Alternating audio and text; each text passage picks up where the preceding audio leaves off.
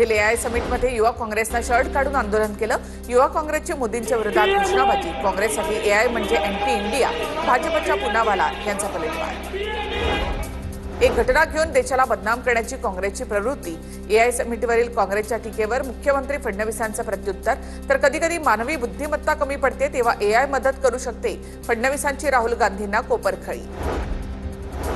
आमच्यासोबत भागीदारी करण्याचे गुंतवणूकदारांना आणि मानवतावादी संस्थांना निमंत्रण देतो। एआय समिटमध्ये मुख्यमंत्री देवेंद्र फडणवीस यांचं गुंतवणूकदारांना आवाहन। मुख्यमंत्री देवेंद्र फडणवीसांनी एआय समिटमधील महाराष्ट्र पेव्हिलियनला भेट दिली। तर कुंभमेळ्यासाठी विकसित केलेल्या कुंभदूत एआय प्लॅटफॉर्मचं मुख्यमंत्री फडणवीसांकडून लोकार्पण। महाराष्ट्रासह 22 राज्यांमध्ये एप्रिलपासून एसआरआय प्रक्रिया राबवण्यात येणार। राज्य आणि केंद्रशासित प्रदेशांना निवडणूक आयोगानं पत्र दिलंय। अल्पसंख्याक विभागाकडून प्रमाणपत्र वाटपात अनेक अधिकारी सहभागी। तक्रारदार आणि युवक काँग्रेसचे नेते अक्षय जैन यांचा दावा। संपूर्ण प्रकरणाला भ्रष्टाचाराची किनार असल्याचा देखील जैन यांचा दावा।